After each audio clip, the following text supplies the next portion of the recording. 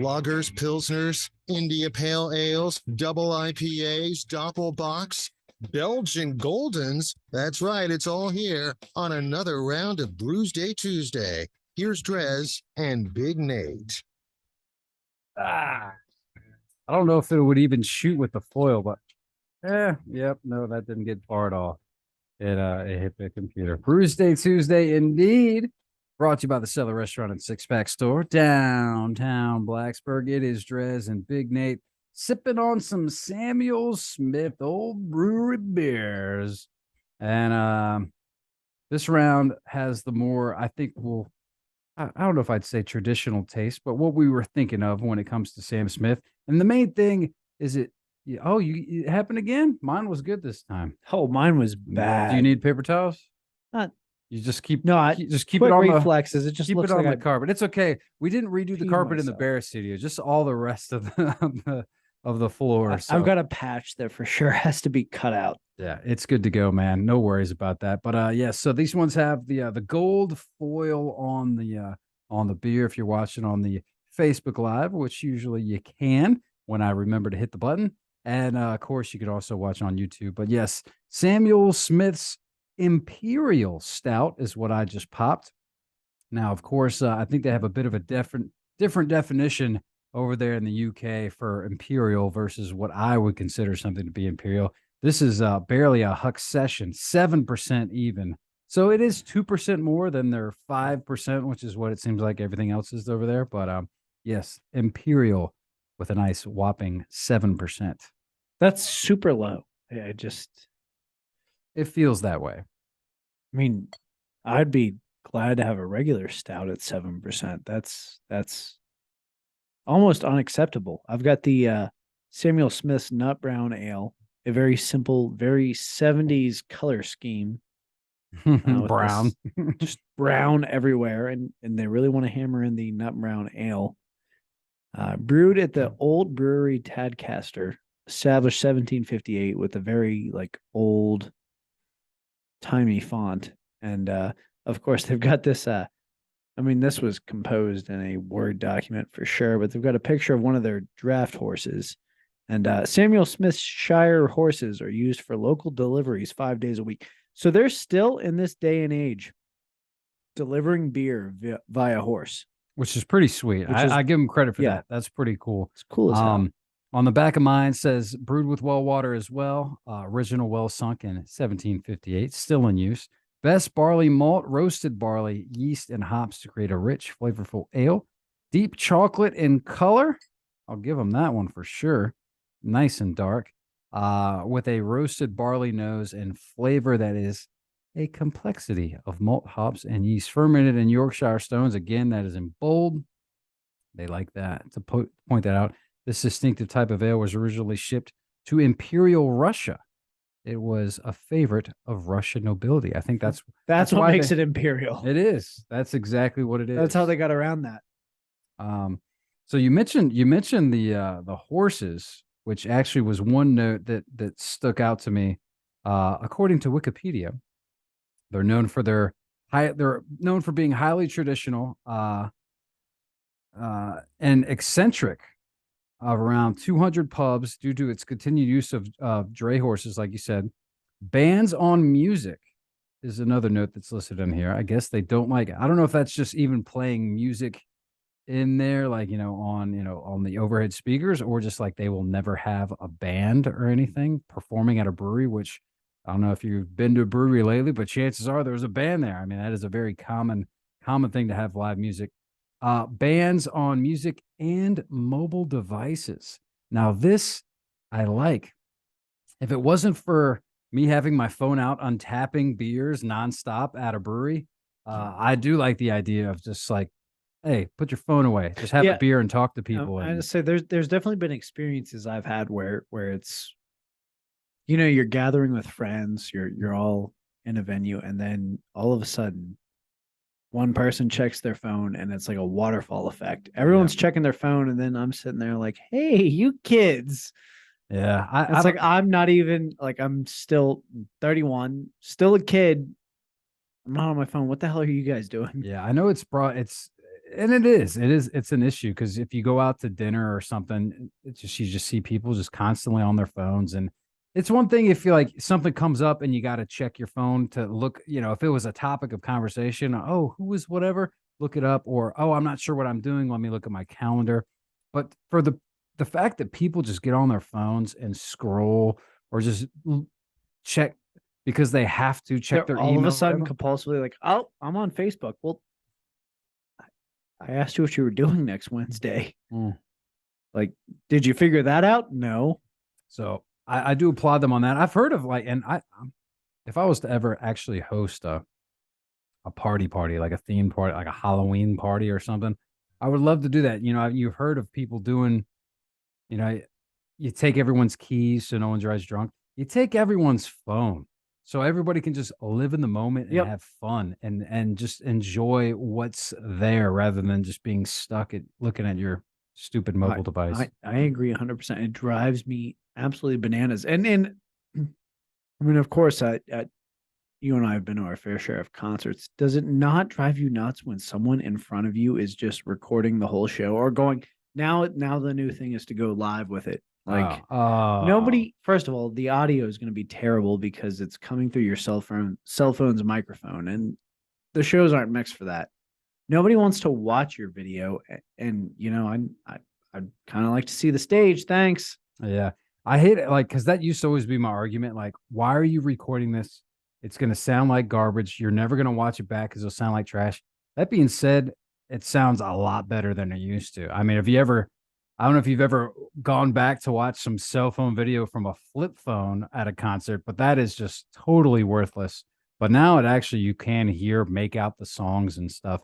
But yeah, if there's anybody in front of me with their phone out, it's terrible because you can't help but watch it through their phone, and it just drives me crazy. In fact, So distracting. I went to a show recently, and I'm 6 foot, so I'm taller than most females, I guess.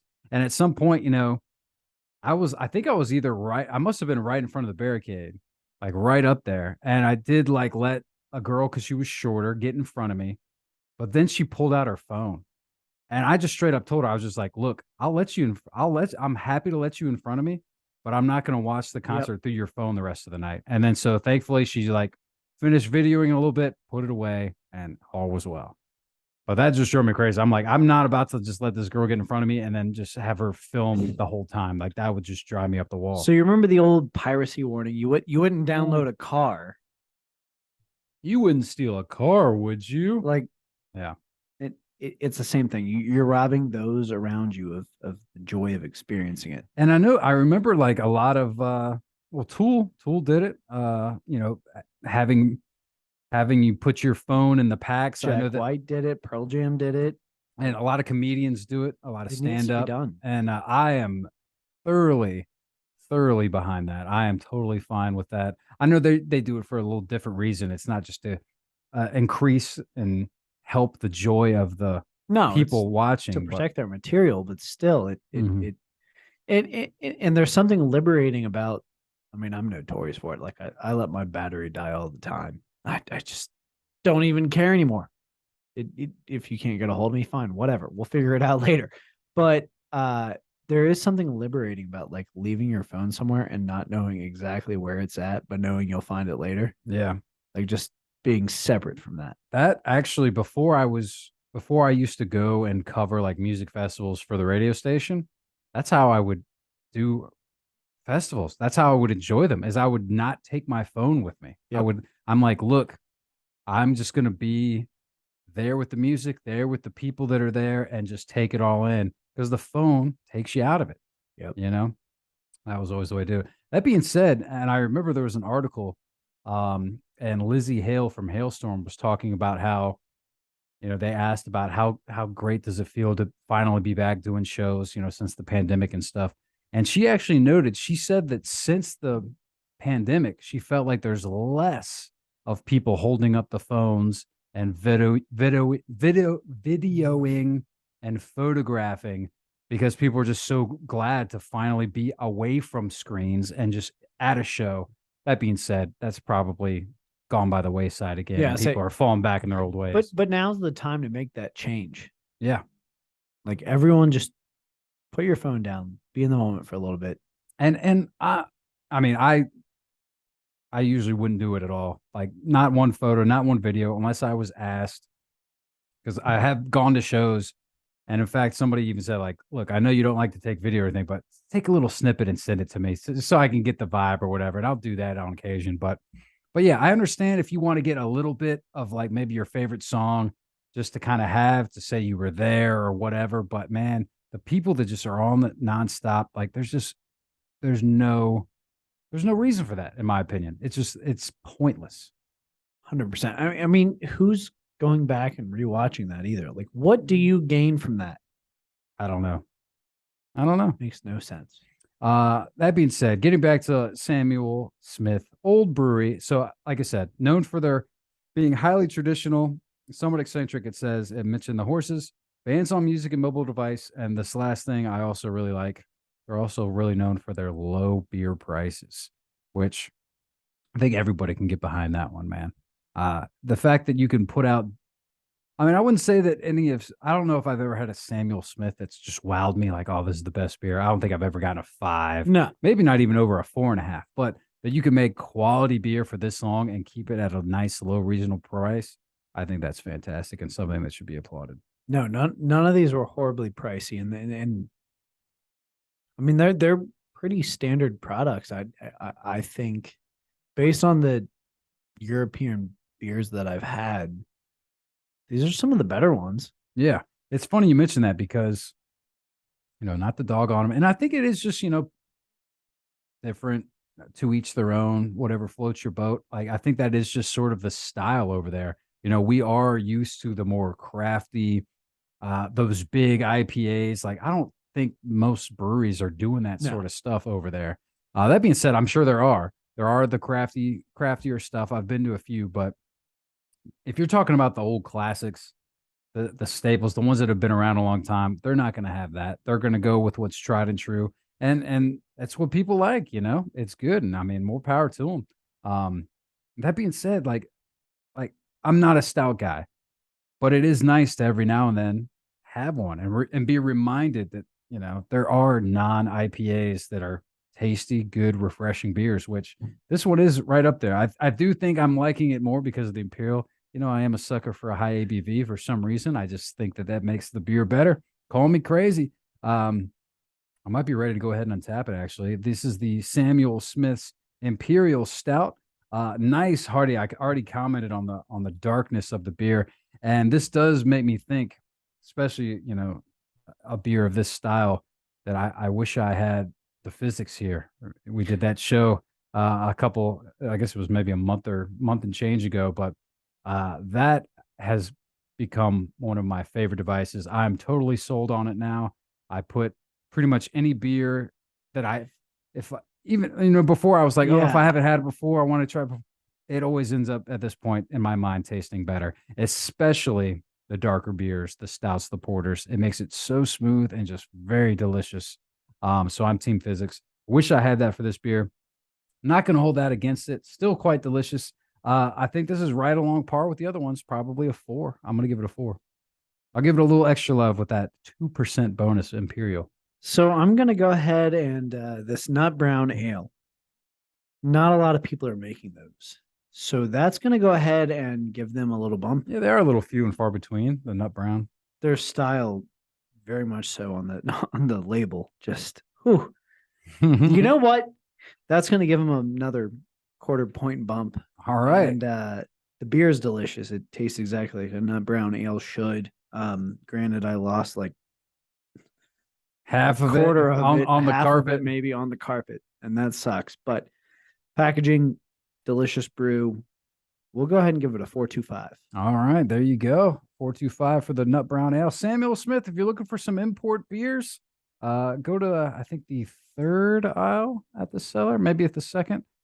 There's a good selection of them, and you'll see all of these down there. Just tell Mikey that DreZ sent you to go get some beers. We will take a quick break. We'll get back with the tunes. I'm not too sure exactly what we're doing next week. I did mention that I found some beers that were movie themed. I found some other beers that are another themed. I don't know if we're going to do that or something else. We need to check the calendar. But whatever it will be drinking 1 week from today, and I'm looking forward to it. Big Nate, as always, thank you so much. Quick break, more tunes right here on 105.3 The Bear. Stick around.